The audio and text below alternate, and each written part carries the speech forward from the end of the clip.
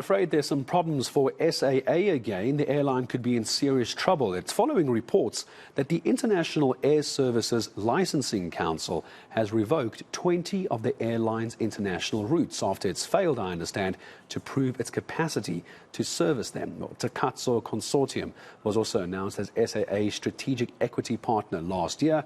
This after the troubled airline was placed under business rescue for over a year. So what is happening? Where is all this turbulence coming from for the airline? Let's speak to aviation expert and analyst Phuthego Mojapele joining us this morning. Phuthego, good to have you back on eNCA. I appreciate your time. Let's start first of all with these international routes. It really is not going well for SAA at the moment. What do we know about these international routes being cancelled? Thank you very much, Gareth. Look, SAA has requested that they would like to retain about 52 routes to the Air Services Licensing Council. And then they were requested to come and make representation to the council to justify the reasons why they would want to keep the licenses when they are not operating. Ordinarily, the regulations are very much straightforward with this regard. They were not able to substantiate the reasons why they should keep the routes when they are not operating. Firstly, you need to have equipment and facility and personnel that can continue operating that, meaning that we need to have flights in the sky operating on those routes. So SAA was not able to come up with a concrete plan as to when they are going to operate those routes. And therefore, the council saw it fit that they should revoke those licenses for them and give it to those that would be very much interested in servicing those routes. So SAA is unable to actually service those routes. Phuthego, do you know of the 20 international routes we're talking about, are there any particular big ones that we should be aware of? At this stage, it has not been made clear.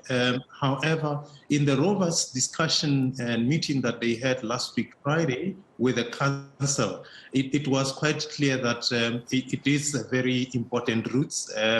As to which ones, it is not yet clear to us. However, that will be made public as soon as the air operator in the form of SAA has been officially informed by the council which ones are they going to revoke or they are intending to revoke. But one must point it out here, Gareth, that look, SAA in the past, they have always behaved in a manner that, they are untouchable in this regard. Many operators would subject themselves to the processes. They would not want the council to invite them to the meetings to explain themselves. They would volunteer to go to the council and tell the council that they are not able to service these routes and the council should take them. And when they are ready to fly, they would come back to the council and apply. In this regard, SAA, because maybe it's because it's government, they thought it is going to be, they are going to be left. But I think the council did their utmost best to protect everybody who wants to play in that space. Yeah. Just as I start saying goodbye to you, Phuthego, as well, with these reports as well that we're seeing that there's reports of Treasury wanting, please excuse me for clearing my throat the whole time, Treasury considering withdrawing its support of this consortium, Takatso, so withdrawing its support for the deal with Takatso Consortium. If that happens, correct me if I'm wrong, but essentially SAA could be liquidated if this doesn't go through. Yeah. Yes, so it is going to be liquidated. If Treasury can withdraw the support, financial support that they've been providing, SAA is heading for liquidation. Secondly, if the deal, the Takatso deal, does not pass through, because they haven't been to licensing council, by the way, to explain themselves as to how the transaction looks like.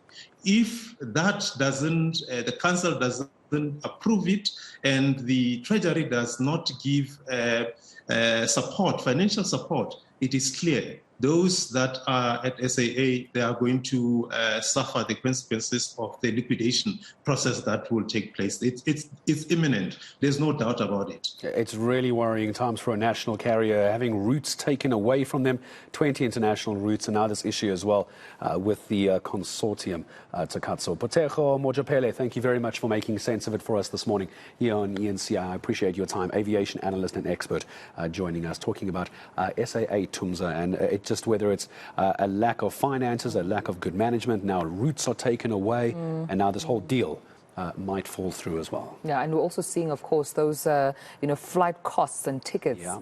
They continue to increase. I mean, it's the consumers, well, at the end of the day, they're still bearing the cost. I mean, a single flight can cost up to 2,000 rands, 3,000 rands, and it's because of all these issues and challenges we're still seeing in our aviation industry. Now, imagine how bad it's going to get if we lose another airline. Another one. Imagine the prices then for tickets. All right, we've got just a